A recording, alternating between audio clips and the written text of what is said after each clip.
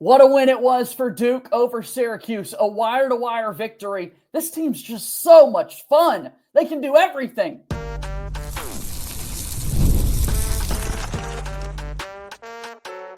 You are Locked On Blue Devils, your daily podcast on the Duke Blue Devils.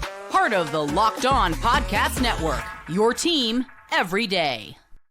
Hello, everybody, and welcome into another episode of the Locked On Blue Devils podcast. My name is JJ Jackson. It's so great to have you here with us today on Thursday, February 6th, 2025. Locked On Blue Devils is your one-stop shop, a daily podcast devoted to everything going on in the life of Duke athletics. We're talking a lot today about Duke basketball and their win over Syracuse last night, as Locked On Blue Devils is a part of the Locked On Podcast Network, your team every day. Kevin Connelly from Ball Durham is here with us on the show to break down the win for the Blue Devils. Tyrese Proctor led the way with 16 points for Duke, as 5 other players were in double figures. Every scholarship player for the Blue Devils ended up scoring in a big-time win over Syracuse, as Duke picks up their 20th win of the season. Blue Devils now 20-2 overall on the year. If you have not done so already, please be sure to follow and subscribe to Locked On Blue Devils for free, wherever it is that you get your podcast. Leave us a 5-star rating and written review. Also, watch our show each and every day on YouTube.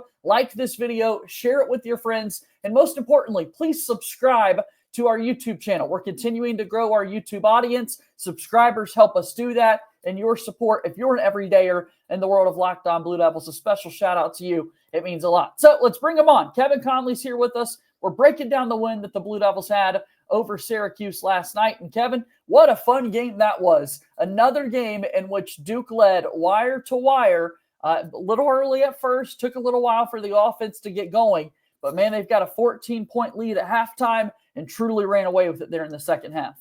Yeah, I mean, there was really that one sequence in the first half where Syracuse went zone. Duke hit 3 straight threes, I think, got some separation, and that was really, that was really the only major highlight the team had in the first half. And you still look up, and they're up by 14 at halftime on the road in the conference game, and then just poured it on there in the second half, especially to start, kept their foot on the gas, and with really 8 minutes left, this game was decided. No, thinking about that run in particular, it was 11-7 Duke coming out of a media timeout, and then Syracuse does go zone. And my favorite part about it, Kev, is that we had 3 different Duke players knock down those 3-point shots to really get Duke up to 20. They've all of a sudden got a really large lead there and never looked back, as it was Isaiah Evans first, followed by Tyrese Proctor, and then Sion James knocked down threes. Proctor finished the night with 4 3-point makes. Duke finished 9 of 23 shooting from 3-point range on their own. But finding ways offensively to, score when teams are trying to give you different looks. It was pretty obvious in this one. Hey, Cooper Flagg's really good basketball player. Syracuse wants to do everything possible to make sure this guy doesn't beat us. And that was my favorite part, Kevin, is that Duke was able to counter that and other players step up and contribute offensively. Yeah, I have a lot of criticisms about Syracuse basketball and their program and kind of how things have completely spiraled for them since Jim Boeheim has retired, even when he was trending towards retirement. But I thought they actually did a good job for the most part on Cooper Flagg. They threw a couple of different defenses at him. They threw multiple defenders at him. Now you still look at his stats, 11 points, 5 rebounds, 2 assists. He was efficient from the floor, 4 of 7. He had the one big dunk in the second half on a shot fake and then driving to the baseline with a 7-footer right on his back. So I still thought he had a good game, but it kind of shows you the depth of this team, that they do have a lot of other players that can beat you on a given night. And this was a night that they also were playing shorthanded with Mason Gillis not available, a player who has played really well over the past couple of weeks coming off the bench. So, I was impressed. Cooper Flagg, not his best performance, not a 40-something point ball from Cooper Flagg tonight, but Duke still had plenty of horses left in the stable to thoroughly beat Syracuse on the road. Without a doubt. And Tyrese Proctor being one of those guys. Con Knippel had 12 for the Blue Devils. Flagg had 11. It was Sion James with 10. And Isaiah Evans had 10. Those were the 5 players in double figures for Duke. We talked a whole lot about the makeup of the Syracuse team. J.J. Starling, a name that we're familiar with over the last few years. Eddie Lampkin has had multiple stops around college basketball, and at 6'11", 265, like we talked about, That was going to be an absolute unit for Common Malawach to go up against. Duke holds Lampkin to just 2 points and 7 rebounds in only 18 minutes of action. We'll get to the other big fella in a second, but Lampkin in particular, how about man-man, stepping up, taking on the challenge, and really altering so many different looks that Lampkin was trying to get to? Yeah, you look at Eddie Lampkin, and I'm pretty sure he was one of the most sought-after big men in the transfer portal this offseason, and he lands at Syracuse. And, he's had a pretty productive season, averaging close to a double-double, but didn't come close to getting anything in this game against Duke. Just 2 points, 1 of 3 from the field, and only pulled down 7 rebounds. So I thought Duke did a great job on him. The other big guy, McLeod, who, let's be honest, I don't think many people had heard of coming into this. Yeah. Barely played this season, had less than a point and a rebound per game. And he goes for 10 points on a perfect 4-4 shooting. But other than that, I thought Duke's defense, as they have done all year, did a great job on Syracuse. Without a doubt. I mean, Nate McLeod, 7'4", a senior who's played at both Florida State and now Syracuse, was not the big fella that we were talking about going into it. He had so many DNPs throughout the course of this year and ends up playing 22 minutes. You just mentioned the numbers there, 10 points on 4-4. Prior to last night's game, he had only scored 6 points all season. So very much so an outlier that he was able to find some of those easy looks around the rim. But again, what Duke was able to do on the interior with Malawach, Cooper Flagg doing it, and then we got to talk about it, Malik Brown, the return to Syracuse, a place that he transferred afterwards. Didn't know what kind of a reception he would receive. Felt like you could hear some boos there when he subbed in for the first time there, Kevin, but he clearly wanted to make an impact right away, talking about Malik Brown. Yeah, there were definitely boos as soon as he checked into the game, and those boos were silenced pretty quickly. 6 and 8, big dunk there in his last couple of minutes, and glad that he was able to get on the floor in this game, coming back against North Carolina. No ill effects of that game with his sprained knee, able to play and really make a big impact. Obviously, defensively, he does it all. So happy for Malik Brown that he was able to make such a big impact in this game. In his homecoming to Syracuse, and who knows, maybe he'll face the Orange a couple more times in his Duke career. Yeah, very possible. It's a guy that's got eligibility left. Duke could play Syracuse again this season in the ACC tournament, and then, of course, we'll see what next year's schedule looks like for the Blue Devils, and if there is another opportunity for Malik Brown to go up against those guys. But all in all, offensively for Duke, in the first half, he finished with 37 points. They scored 46 of them after the break. And I was kind of curious what that second half would look like, because a lot of people want to bring up those last 9 minutes of basketball in the North Carolina game, Kevin, where sometimes the effort didn't look that great. North Carolina started to make a couple of shots here and there. And all of a sudden, you look at what Duke was able to do here in this second half. They made sure there was no run whatsoever coming from Syracuse. They absolutely stepped down. No, 100%. I think if you go back to that North Carolina game in the final 10 minutes or so, maybe you're thinking about what you're going to do after the game and where the party's going to be and all that stuff, just because of how lopsided the game was. But no, in this game, foot stayed on the gas for the full 40 minutes. I thought Isaiah Evans played a really good game in getting more minutes with Mason Gillis out, finishing with 10 points, hitting a couple of three-pointers. I really can't single out any player that did not play that well in this game for Duke. It was a full team effort and a nearly 30-point win. Big time win for the Blue Devils, as they are now 20-2 overall on the season. They are 12-0 in ACC play. Big test coming up against Clemson. We'll get to the box score here in just a moment. But 3 straight years now, Jon Scheyer's been the head coach. Every single season, Duke has won at least 20 games. Pretty notable, Kevin. Mike Krzyzewski never got 20 wins at Duke until his 4th year. And here we go, a long way to go. We really want to win. Man, this team can win a national championship this season. All the Duke fans can see it. But what Jon Scheyer is building here in a state that right now is talking so much about the job security of Hubert Davis in Chapel Hill or Kevin Keats there in Raleigh with NC State, Steve Forbes at Wake Forest, it's important to remember just kind of the success that Scheyer's having. 100%. And also want to add, I mean, it was only a couple of months ago that a lot of people, myself included, were questioning Jon Scheyer's coaching job with this team early in the season after losses to Kentucky and Kansas, where it looked like there were very little adjustments made at the end of those games where Duke should have been able to pull out victories and didn't.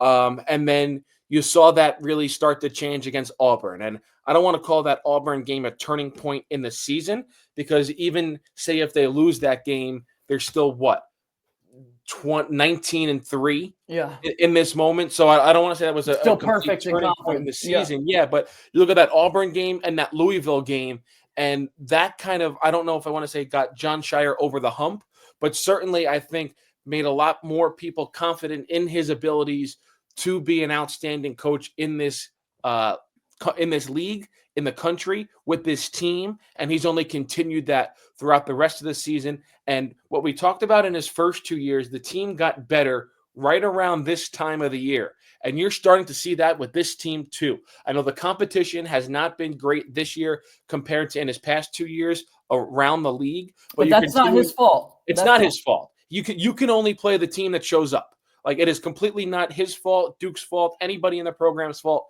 that the ACC is not very good this year. And I think that's another reason why it's great that they're playing an Illinois team on a neutral floor late in February to kind of prepare themselves and get another big-time test before conference tournament and NCAA tournament season comes. But I think, as you mentioned, Jon Scheyer has to be a front runner in there for the National Coach of the Year. I think you can make cases for a couple of other people around the country, given the fact that people did think this Duke team was going to be very good. And when you get a team that is very good that you thought was going to be very good, those coaches don't always get consideration for the National Coach of the Year. But I think Jon Scheyer certainly should be in that consideration.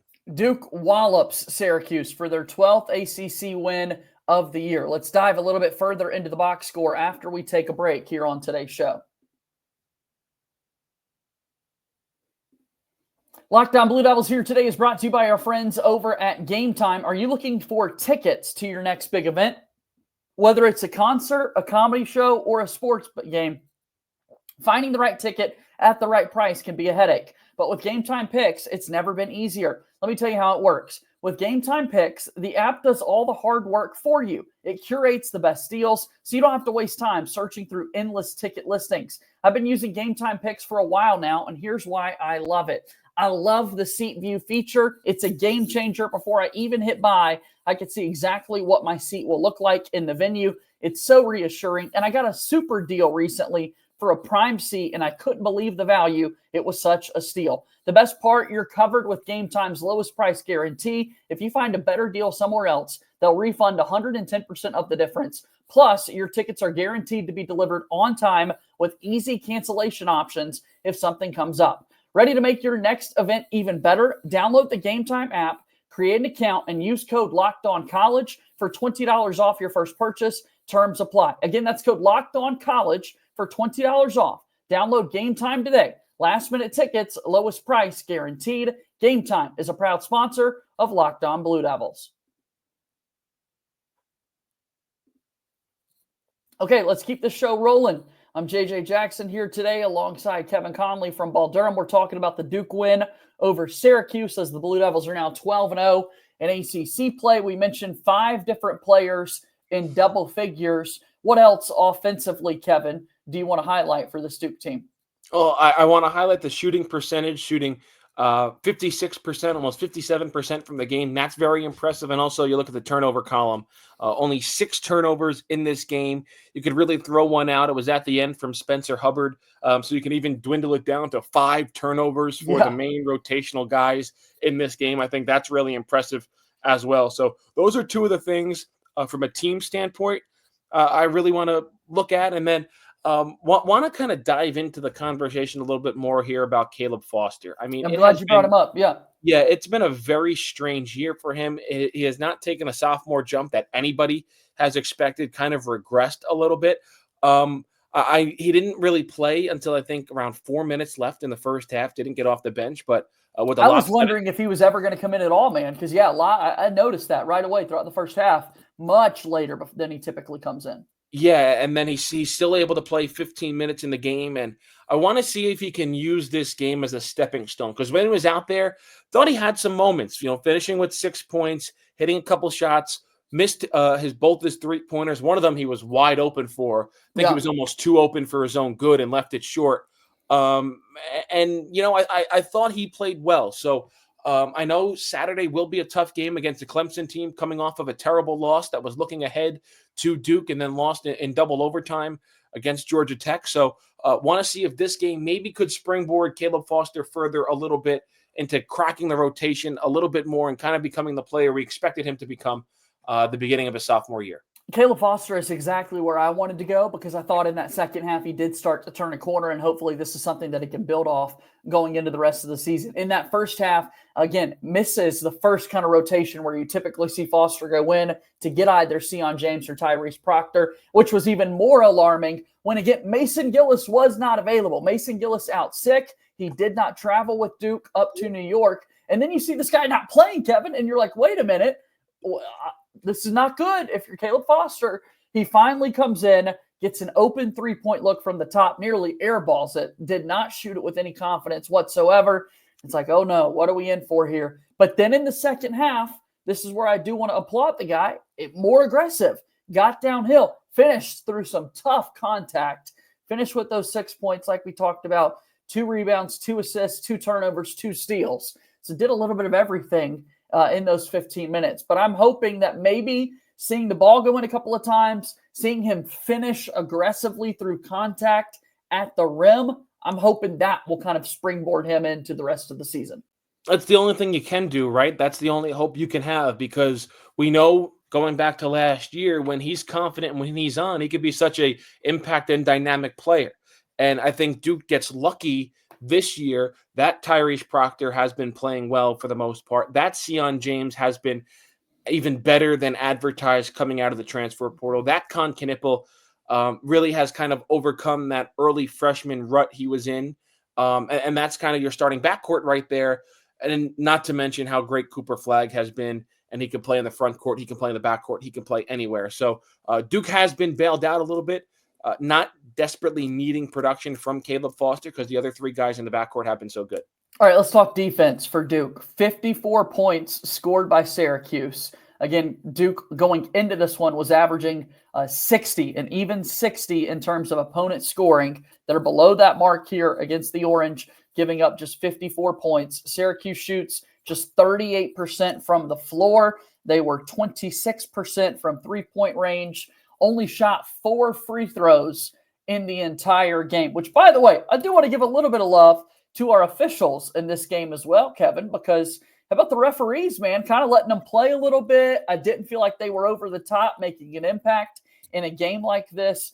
Just 28 fouls total combined between these two teams. No, it's always good to shout out the referees, and I guess they go a little bit unnoticed when it's a 30-point game, but I thought it was officiated well. Teddy Valentine, he had the flagrant foul immediately on the floor when Malik Brown got wrapped up on his way to the basket after a nice pass from Cooper Flagg. I thought that was a really good call. So I thought the officials did a really good job. And when officials let a lot of contact go, and, I don't want to say Duke is the most physical defensive team. They're an outstanding defensive team, but you could be a really good defensive team in a lot of ways. And their rotations are so good.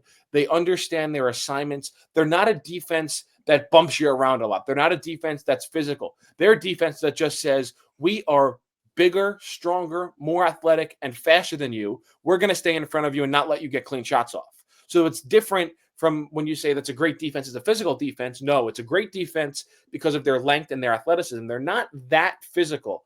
So I thought the defense did a great job against a Syracuse team that does have a lot of problems on the offensive side of the floor. 16-game winning streak for Duke. Can they make it 17? Can they pick up the 13th win in ACC play on Saturday against Clemson? That is something so many people are talking about. We'll start to dive into that a little bit more after we take one more time out here on this episode of Locked On Blue Devils.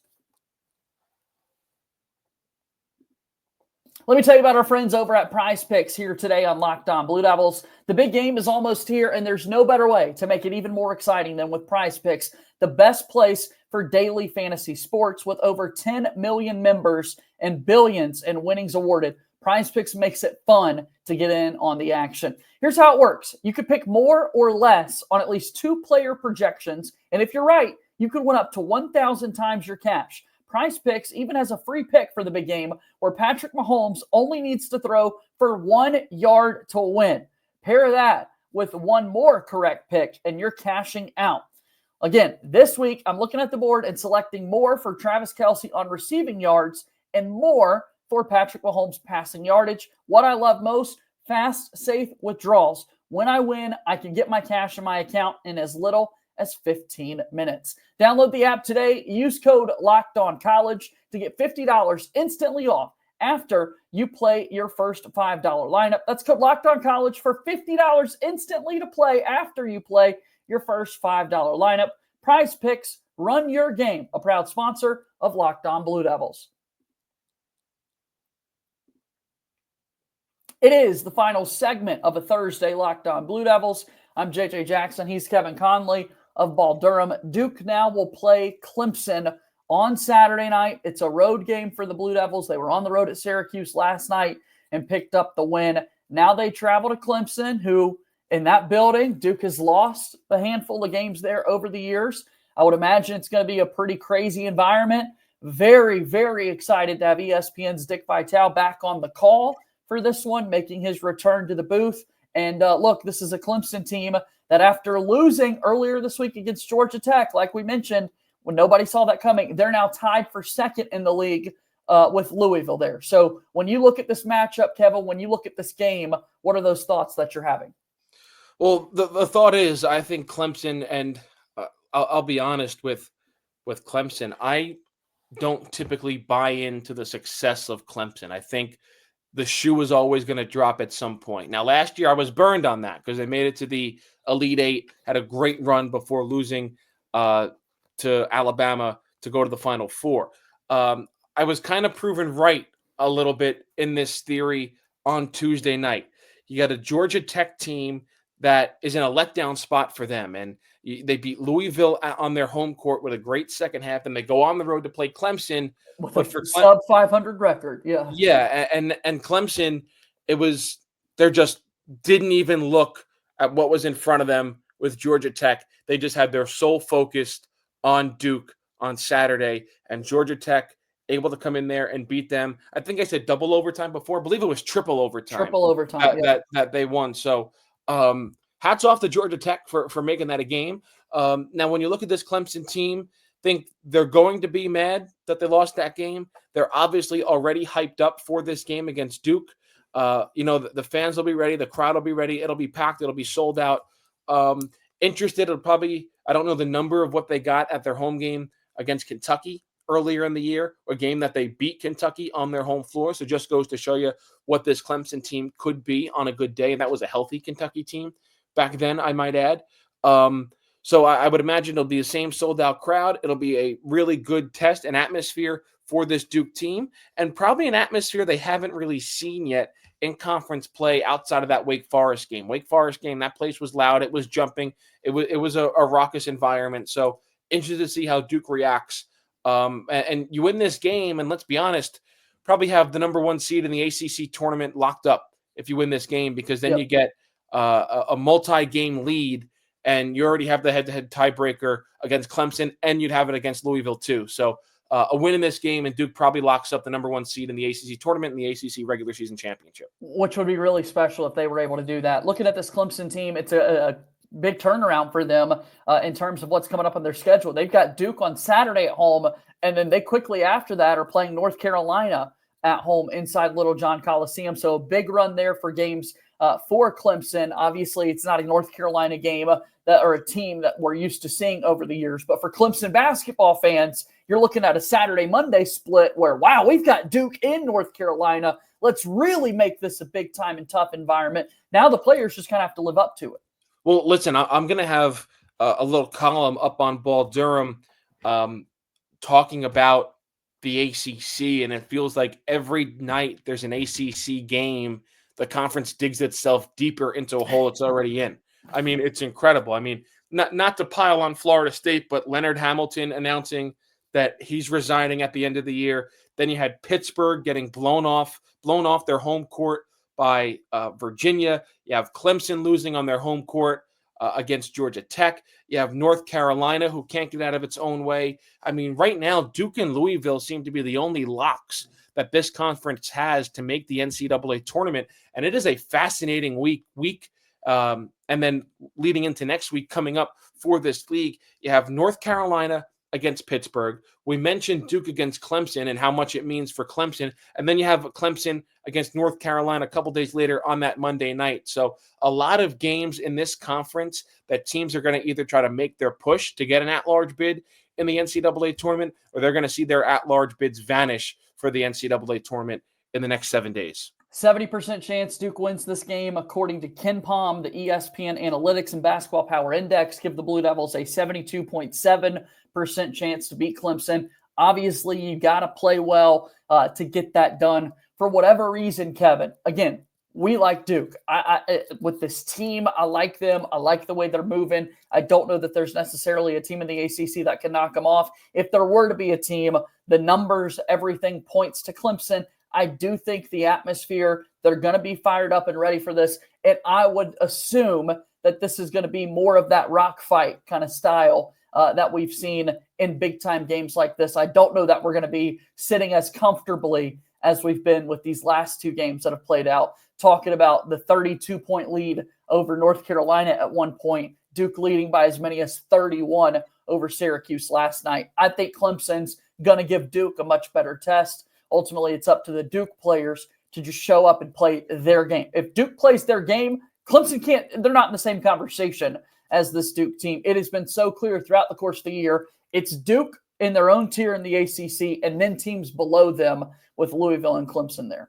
100%. I do still expect Duke to be close to a 10-point favorite in this game. Not that spreads mean anything. You see 10-point favorites lose in college basketball all the time. Yeah.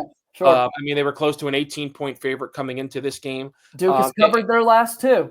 Yeah, if you want to look more maybe at a game that you could anticipate it being a similar style, I would look to that Wake Forest game, just because when you go on the road in college basketball and you're a team like Duke and you're going to face a hostile environment like you saw against Wake Forest, it is going to be probably a little bit more low scoring. Crowd gets into it. So I do expect a much tighter game. And just going back to that Wake Forest game, as I look it up now, Duke was a 10.5-point favorite going into that game, and the line closed at 11.5. So this Duke team is that good where they could be a double-digit favorite on the road against a team that's in the top 3 of the ACC standings. But it all remains to be seen how it plays out on the court, because that's where these games are decided. What jerseys do you think Duke's going to wear? I think it's time for the blacks, man. I was just going to say, can I say black? Yeah, like they wore the blue. Or I'll say black or the blues that they wore against Syracuse. I think those are the two. Yeah, no, I feel like we haven't seen the black in quite some time, and there are some sicko Duke fans out there, which I love you, by the way, if you are those people that are charting the win streaks that certain jerseys have and that sort of thing. But they won 17 in a row. They won 17 in a row. I feel like they've worn every jersey they could possibly have in this winning streak, and they've won. So I don't think it's any superstition that you got to stick with one jersey. Oh man. Well, Kevin, the time is always greatly appreciated, my friend. Tell us about Ball Durham and how people can support you. Ball Durham, biggest way to support us. Read us every single day. We have great content up there from a host of people that are covering this team, the football team, everything Duke athletics. But now in February, obviously, we'll be fully geared towards Duke basketball. We'll have some news about our guys in the NBA, but fully geared towards Duke basketball here for this stretch run. So appreciate everyone coming to read us over at balldurham.com. Great to see you, Kevin. We'll talk again soon, okay? You too, JJ. Take care, man. All right, that's Kevin Connelly. He's joining us here on today's episode of Locked On Blue Devils. Love when that guy stops by. Tomorrow, we'll have another in-depth preview of this game for Duke as they get set to take on Clemson. But a big victory last night for the Blue Devils over Syracuse. Absolutely love it. Be sure to subscribe to our YouTube channel. Let us know in the comments down below if you're an everydayer. Let me give you some love and a shout out for watching us each and every day. Subscribe wherever it is that you get your podcasts. As always, go Duke. I'll talk to you tomorrow. My name is JJ Jackson. Thank you and good day.